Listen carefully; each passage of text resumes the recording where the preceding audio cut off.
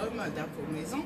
Que la paix de notre Seigneur, la joie du Christ soit votre partage de chaque jour. Vous êtes en direct de votre radio, télévision, Puissance RTP Paris avec votre humble servante maman Priscilla Kibissoir. Voilà, comme vous l'avez constaté, je ne suis pas seule, je suis accompagnée de mon frère.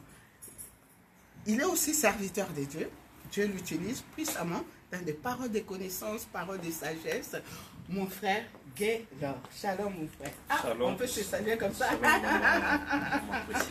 Voilà, vraiment, je suis très ravie de vous recevoir sur ce plateau. Bien-aimés de Dieu, c'est la rentrée. Nous sommes le 5 septembre, c'est la rentrée. Voilà, j'espère que vous avez passé des très bonnes vacances.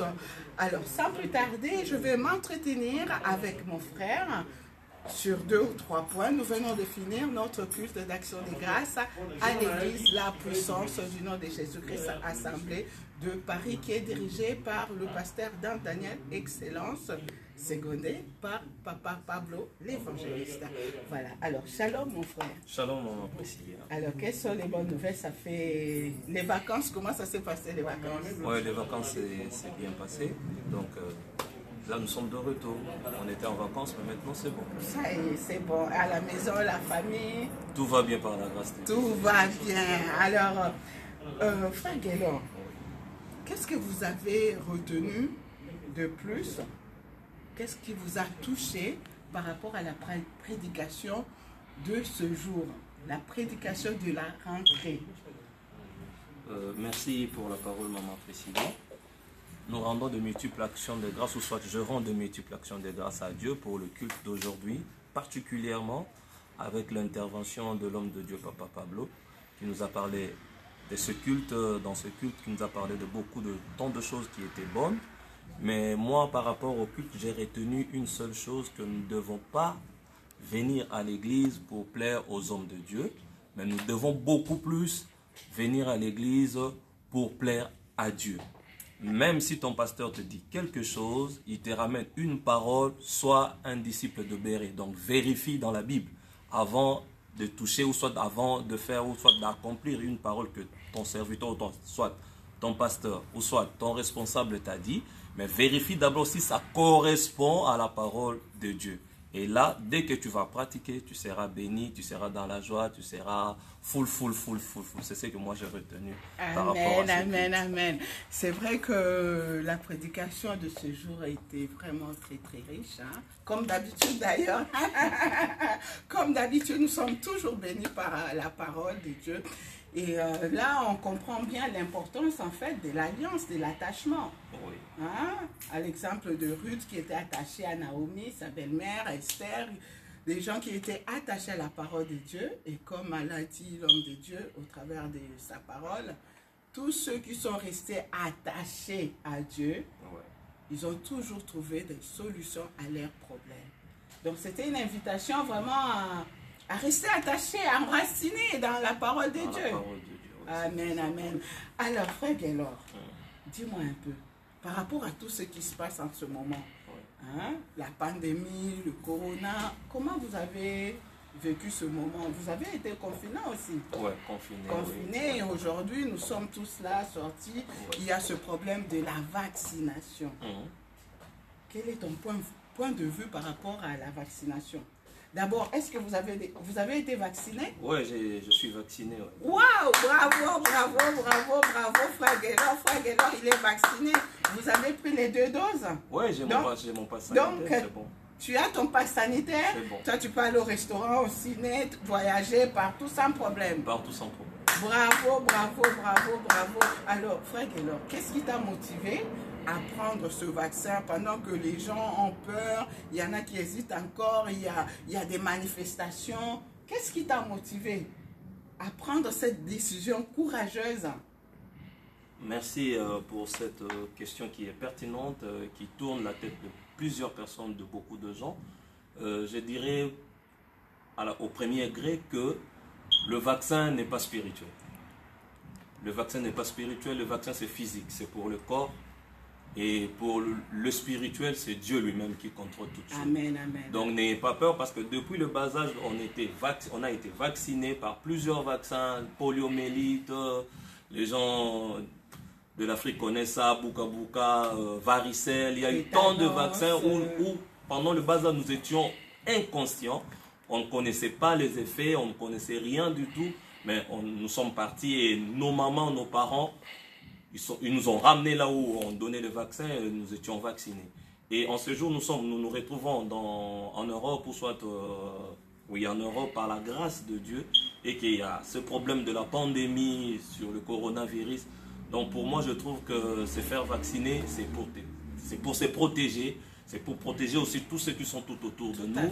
Donc il n'y a rien de mal en ça. Donc retenez que ce n'est pas spirituel le vaccin. Oh, les gens disent que c'est la marque de la bête. Non, non, non. Même la Bible dit que la marque de la bête, ou soit celui qui viendra avec ça, ça sera un homme de Dieu. Donc ça sera un homme physique comme ça qui va se présenter, qui va séduire le peuple. Ce n'est pas le vaccin, ce n'est pas un seringue, ou soit une seringue qui pourra passer pour séduire le peuple de Dieu. Ah, bon. Donc ça, c'est physique, et le vaccin n'est pas spirituel. Donc je motive tout le monde, je mobilise tout le monde, celui qui n'est pas encore vacciné. Allons nous faire vacciner. Voilà. Et si tu as Dieu, ça ne fera aucun mal. Ça ne fera aucun mal, aucun mal. Moi, je pense que cette question de la vaccination, ça dépend d'une conviction personnelle. Ça dépend d'une personne à une autre. Peut-être pour certains, il faut vraiment qu'ils prennent du temps, il faut qu'ils soient convaincus et tout. Mais bon, moi, ce que je voudrais juste c'est dire que celui qui est en nous est plus fort que celui qui est dans le monde. Voilà. Christ en nous, l'espérance de la gloire. Donc n'ayez pas peur. À titre d'information, moi aussi je suis vaccinée. Donc voilà, que le Seigneur, c'est Dieu qui protège. Ouais. Il y a la part de l'homme, il y a aussi la part de Dieu. Voilà, on encourage les gens à se faire vacciner. Personnellement, je me suis vaccinée aussi, question de relation personnelle avec son Dieu. Et puis, bibliquement, il n'y a rien qui l'interdit. Et puis, je participe à cet effort collectif de la lutte contre la pandémie. Voilà, c'est Dieu qui nous garde, c'est Dieu qui nous protège. On n'a pas peur. Voilà, alors, frère Gaylor, as-tu un message particulier à adresser à nos frères et sœurs qui ne sont pas encore retournés à l'église, qui sont encore chez eux? As-tu un message? Oui, le message, merci pour ce message de la fin, ou soit ce mot de la fin. Le message que restons attachés à Dieu. Amen. Quel que soit, on nous reconfine dans le monde, en France ou partout, restons attachés à Dieu. Comme vient de le dire Papa Pablo, le prédicateur de ce matin, que tu peux avoir ta femme, tu peux avoir ton mari, tu peux avoir tes enfants. Demain ou après-demain, vous pouvez vous séparer. Mais Dieu, il est la seule personne qui restera éternellement avec toi. Amen. La preuve en est qu'il a suivi même Lazare dans le tombeau, là où personne ne pouvait s'y rendre. Mais lui, il s'est rendu. Pourquoi? Parce qu'il aime rester tout le temps avec nous. Amen. Donc le message de la fin, restons attachés à Dieu.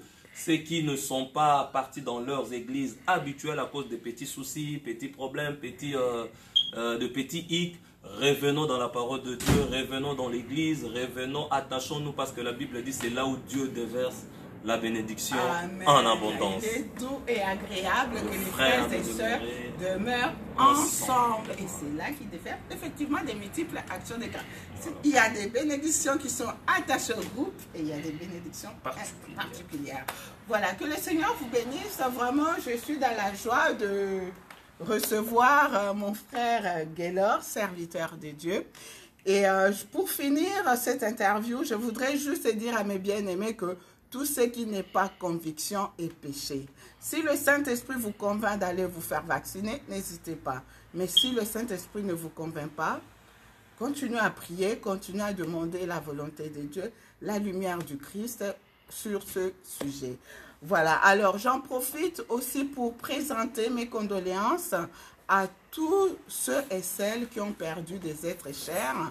Je commence par la famille Lutonadio. Voilà, shalom, pasteur Daniel, là où tu te trouves en ce moment. Que le Saint-Esprit console et fortifie toute la famille. Je pense à Maman Godelive aussi, la secrétaire de l'église ADV, qui a perdu son mari. Papa Willy nous a quittés depuis avant-hier. Que le Saint-Esprit console toute la famille. Je pense également à maman Tabitha qui a perdu son père. Que le Saint-Esprit fortifie, console toute la famille. La liste n'est pas exhaustive. Pensez que nous vous portons dans nos cœurs, dans nos prières. Que le Saint-Esprit continue à fortifier, à consoler toutes les familles qui pleurent en ce moment. Voilà. Que le Seigneur vous bénisse abondamment. Shalom à notre papa, l'évangéliste international Kizamina Kibila Jean Oscar, l'homme qui dit « Si ton Dieu est mort, essaye le mien ». Shalom à tous nos frères et sœurs de l'Église La Puissance partout dans le monde. Que Dieu vous bénisse abondamment. Et merci à notre caméraman, mon frère Guy Michaud. Que Dieu te bénisse. Voilà. Amen. À très très bientôt. Bon dimanche et bonne rentrée sous la grâce divine. Merci, On est merci. ensemble. C'était votre humble servante, Maman Priscilla Kibissoa, RTP Paris. Shalom à Papa Pablo et à toute sa famille.